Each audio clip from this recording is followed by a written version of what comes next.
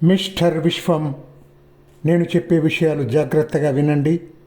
ఈ సాయంకాలం మీ నాన్నగారు ఆఫీసు నుండి వస్తూ ఉండగా మద్రాసులో మా మనుష్యులు ఆయన్ని బంధించి తీసుకువెళ్ళారు. ఎవరికీ తెలియని ఒక చోట బంధించాము మీ నాన్నని. ఆండ్రూ ఇంట్లోంచి సరళాదేవిని తీసుకెళ్ళి ఈ ఊళ్ళో ఇంకో చోట బంధించి పెట్టాం. ఈ ఇద్దరి ప్రాణాలు మీ చేతిలోనే ఉన్నాయి. రేపు ప్రొద్దున సరిగ్గా 11 గంటలకి మీరు సూపర్ మార్కెట్కి రండి. అక్కడే, అంటే నాతో మీరు ఎక్కడికి రావాల్సిన అవసరం లేదు, ఆ షాపులోనే మీతో మాట్లాడుతాను. నా ప్రశ్నలకి మీరు సరిగ్గా జవాబులు చెప్పారంటే మీ నాన్నని, సరళని ఇద్దరిని వదిలివేస్తాను, లేదా రేపు మధ్యాహ్నానికల్లా ఇద్దరిని చంపేస్తాను. జాగ్రత్త. రేపు 11 గంటలకి సూపర్ మార్కెట్. జ్ఞాపకం ఉంచుకోండి. నిశ్శబ్దం. మిశ్రా రికార్డర్ ఆపేశాడు. విశ్వం అబద్ధం చెప్పినందుకు సిగ్గుపడి తల వంచుకున్నాడు. That is all right my friend. తను ప్రేమించిన వాళ్ళ ప్రాణాలని కాపాడటం కోసం ఆ మాత్రం అబద్ధం ఆడటం సహజమే. ఇలా రికార్డు చేస్తానని మీకు తెలియదుగా అన్నాడు మిశ్రా. మా నాన్న అడిగాడు విశ్వం. అబద్ధమే అనుకుంటాను. అటువంటిది ఏదైనా జరిగి ఉంటే ఈ పాటికి నాకు కబురు వచ్చి ఉండేది. అయినా కనుక్కుంటాను అని టెలిఫోన్ తీశాడు. Direct dialling. మద్రాస్కి ఫోన్ చేశాడు. విశ్వం తండ్రిని ఎత్తుకుపోయి బంధించినట్టు ఎవరో చెప్పారు. వెంటనే కనుక్కొని నాకు ఫోన్ చేయండి అని చెప్పేసి రిసీవర్ పెట్టేసి మిమ్మల్ని మా కారులో ఎక్కించుకొని ఇక్కడికి తీసుకురావడం వాళ్ళు చూశారు. అప్పటి నుంచి ఈ ప్రాంతాలని వాళ్ళు కనిపెడుతూనే ఉన్నారు. అప్పటి నుంచి మీరు ఇక్కడ ఉన్నారని వాళ్ళకి తెలుసు. అంతవరకు అర్థం అవుతున్నది. కానీ ఈ టెలిఫోన్ కాల్ ఎందుకు, అదే ఊహించలేకుండా ఉన్నాను అన్నాడు మిశ్రా. నా నుంచి ఏదో విషయం తెలుసుకోవాలని, నన్ను బెదిరించి వాళ్లను కలుసుకునేటట్టు చేయడానికి అన్నాడు విశ్వం. నో, టెలిఫోన్ సంభాషణ రికార్డు చేసే ఏర్పాటు ఈ ఆఫీసులో ఉంటుందని వాళ్లకు తెలియకుండా ఉంటుందా?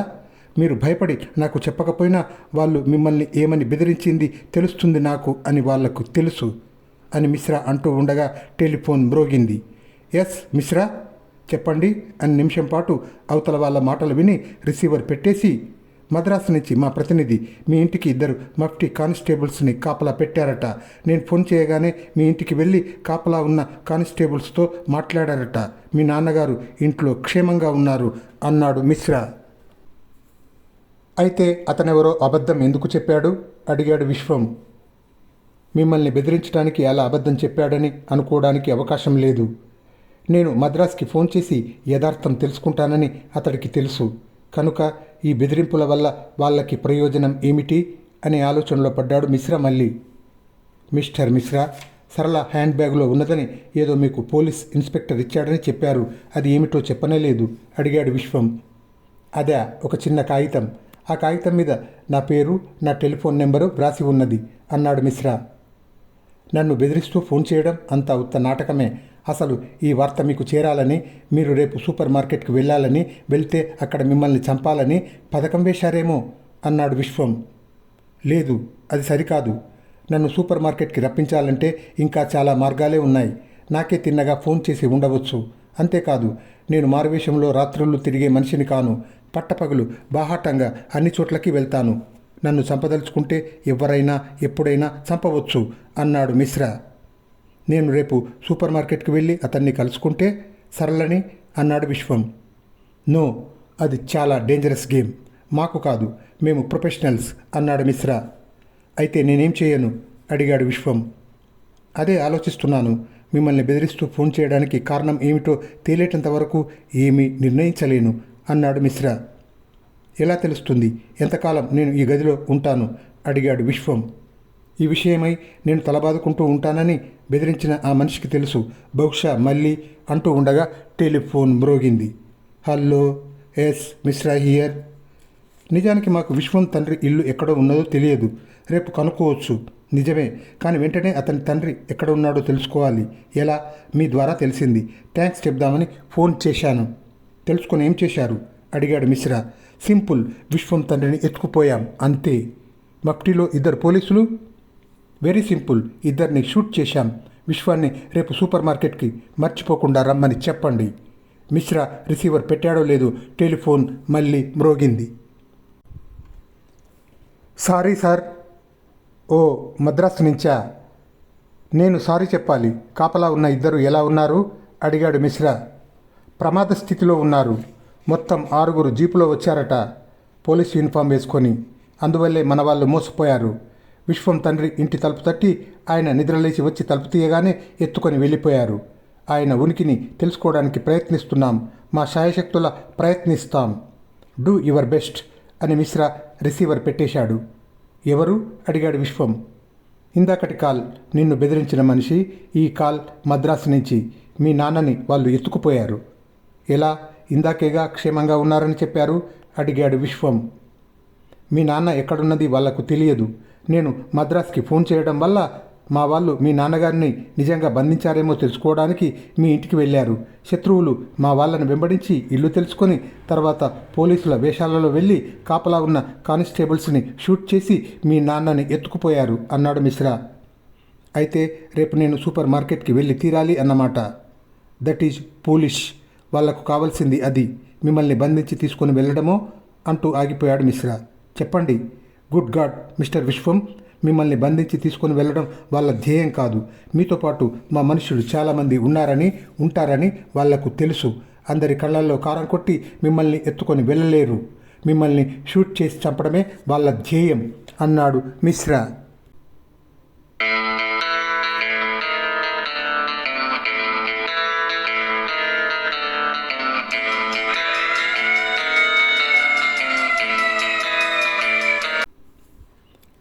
కళ్ళు మూసుకొని పక్క మీద పడుకొని ఉన్న సరళని చూస్తున్న కొద్దీ రమణి గుండె ఎవరో పట్టి నలిపినట్లు అవుతున్నది. పసిపాపగా ఉన్నప్పుడు సరళని తనకి ఇచ్చారు. అప్పటి నుంచి పెంచింది, పెద్దదాన్ని చేసింది సరళని. ఈ 20 ఏళ్లలో సరళకి తనకి మధ్య ఎంతో ప్రేమ, ఆపేక్ష ఏర్పడ్డాయి. తను మర్చిపోయింది సరళ తన కూతురు కాదన్న విషయం. ఇంట్లో సరళ లేనప్పుడు ఎప్పుడైనా గోవర్ధన్ తాము ఈ దేశానికి రావడానికి కారణము, సరళని పెంచడానికి కారణము చెప్పినప్పుడు మాత్రమే జ్ఞాపకానికి వచ్చేది. సరళ తన కూతురు పడుతున్న మానసిక క్షోభ తలుచుకుంటే రమణికి గుండె తరుక్కుపోతున్నది. పాపం సరళతో గోవర్ధన్ నిజం చెప్పిన నాడు నిర్ణయించుకుంది ఎలాగైనా తను సరళ వీళ్ళ ముఠాలోంచి తప్పించుకోవాలని.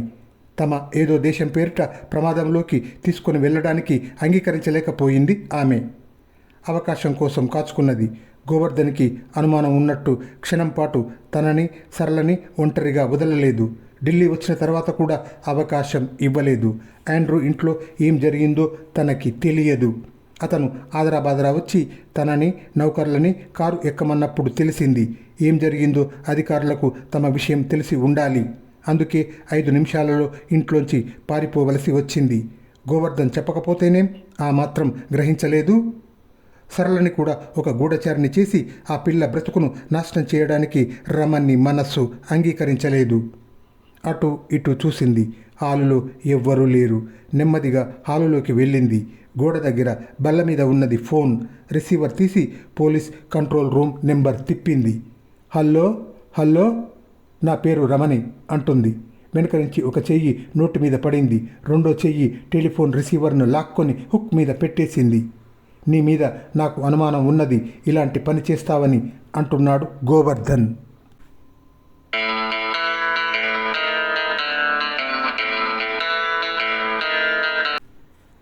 తల బరువుగా ఉంది. లోపల ఇనుప గుళ్ళు పెట్టినట్లుంది సరళకి. బద్ధకంగా కళ్ళు తెరిచింది. పైన తిరుగుతున్న సీలింగ్ ఫ్యాన్ని కాసేపు చూసింది.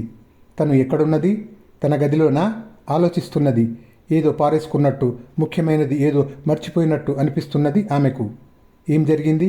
జ్ఞాపకం చేసుకోవడానికి ప్రయత్నించింది. ఎప్పుడో చూసిన సినిమాల కళ్ళకి కట్టినట్టు ఒక్కొక్క సంఘటన గుర్తుకు వచ్చాయి. కెవ్వున కేక పెట్టింది. అమ్మా, భయం లేదమ్మా, నేను ఉన్నానుగా, భయం లేదు అంటూ తల నిమురుతూ వీపు తట్టాడు గోవర్ధన్. ఎక్కడ ఉన్నాను నాన్న అంటుంది. ఇప్పుడు ఆ విషయాలు ఆలోచించక, మనసు పాడు చేసుకోక, ముందు నీ ఆరోగ్యం సరికానియ్యి, పడుకో అన్నాడు గోవర్ధన్. అలా 2 రోజులు గడిచిపోయాయి. నాన్న, ఏం జరిగిందో చెప్పు అడిగింది సరళ 3వ రోజున. చెప్పాలి, ఇక చెప్పి తీరాలి. ఎంతకాలం దాస్తాను నేను మాత్రం. నువ్వు ఆండ్రూ ఇంటికి వెళ్ళావు. కాసేపటి తర్వాత ఆండ్రూ ఇంట్లోంచి ఒక పెద్ద పులికేక వినబడింది. నేను వచ్చాను. హాల్లో టెలిఫోన్ బల్ల దగ్గర రక్తపు మడుగులో పడి ఉన్నాడు ఆండ్రూ. అతని వీపులోంచి రక్తం కారుతున్నది. కత్తి నేల మీద పడి ఉన్నది. నీ చేతికి రక్తం. అంతే. నా గుండె ఆగిపోయింది. నువ్వు ఆండ్రూని చంపావా, ఇంకెవరైనా చంపారా అన్నది కాదు అప్పటి నా సమస్య. పోలీసులు వస్తే నిన్ను అనుమానిస్తారు. ముందు నిన్ను కాపాడాలి. వెంటనే నిన్ను అక్కడి నుంచి తీసుకొని వచ్చేశాను.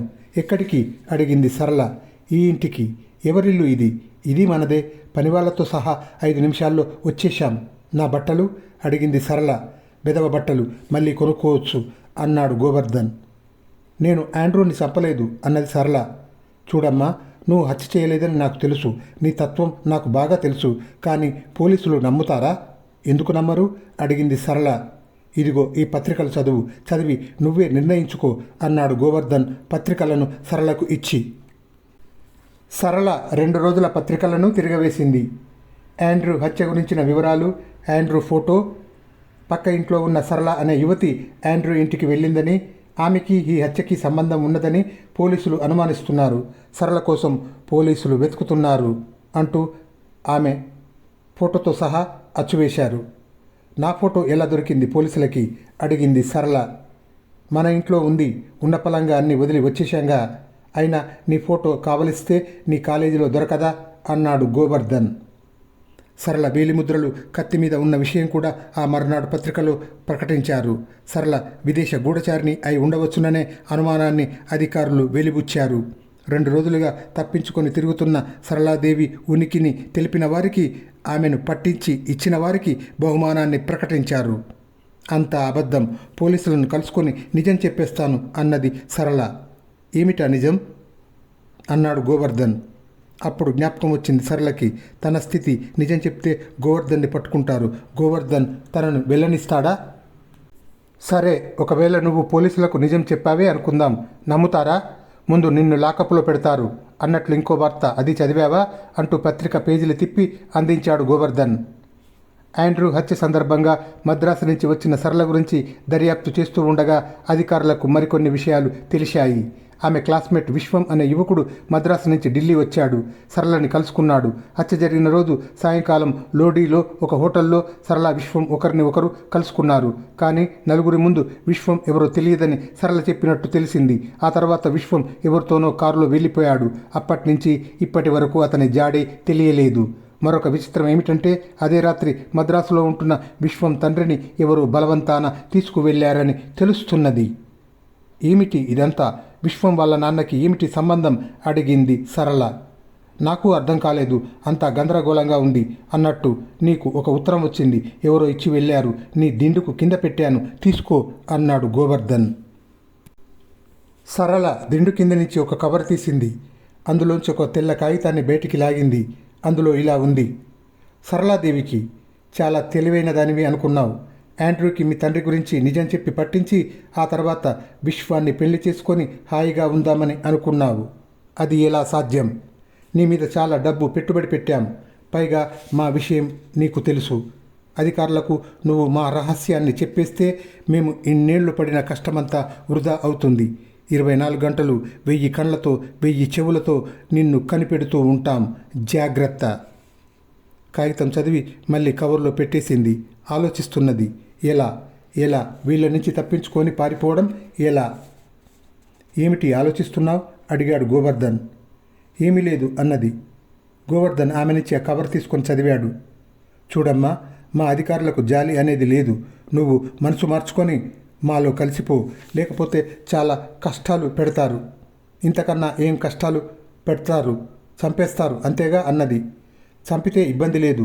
వాళ్ళ విషయం నీకు తెలియదు. మా డబ్బు తిని, మా డబ్బుతో పెరిగి మాకు ద్రోహం తలపెట్టిన వాళ్ళను హింసలు పెట్టి తర్వాత ఎప్పుడో చంపుతారు అన్నాడు గోవర్ధన్. ఏం చేయమంటావు అడిగింది నీరసంగా. ఏం చేస్తావు? మొండితనం మానేయి, లొంగిపో. అంటే మన దేశానికి సేవ చేయడానికి ఒప్పుకుంటే నీకు ఏ హాని ఉండదు. 5 నిమిషాలు సరళ ఆలోచించింది.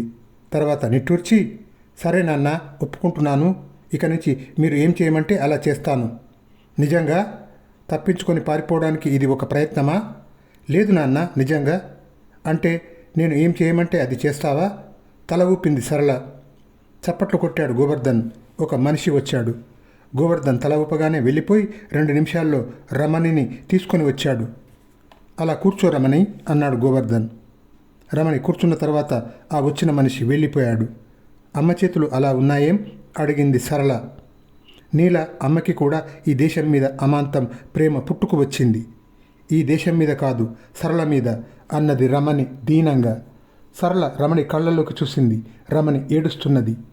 నిన్ను ఎలాగైనా మా నుంచి రక్షించాలి అనే ఉద్దేశంతో పోలీసులకు ఫోన్ చేయడానికి ప్రయత్నించింది దేశద్రోహి అన్నాడు గోవర్ధన్. తనని రక్షించడానికి ప్రయత్నించిందా? పట్టుబడిందా? తను అంటే అంత ప్రేమ ఎందుకు అంతకుముందే చెప్పలేదు తనకి అనుకున్నది సరళ. ఏం సరళ, నేను ఏం చేయమంటే అది చేస్తానన్నావు అన్నది సరళ. అయితే ఇదిగో రివాల్వర్, గురి చూసి రమణిని కాల్చు అన్నాడు గోవర్ధన్. అదేమిటి నాన్న, అమ్మని కాల్చి చంపడం ఏమిటి? నేను ఏం చేయమంటే అది చేస్తానన్నావే. మీ అమ్మ దేశద్రోహి, దేశద్రోహానికి శిక్ష చావు. నువ్వు దేశసేవకి అంకితం అయ్యానన్నావు కనుక ఆ శిక్ష నీ చేతుల మీదుగా విధించు. నాకు షూట్ చేయడం రాదు అన్నది సరళ. రివాల్వర్ అటు తిప్పు, మీట మీద వేలు పెట్టి నొక్కు, అంతే అని నవ్వాడు గోవర్ధన్. సరే ఇలా ఇవ్వు అన్నది సరళ. రివాల్వర్ తీసుకున్నది, మీట మీద వేలు పెట్టింది, నొక్కింది. ఢామ్ ఢామ్ ఢామ్ గురి చూసి పేల్చింది. రమణిని కాదు, గోవర్ధన్ని.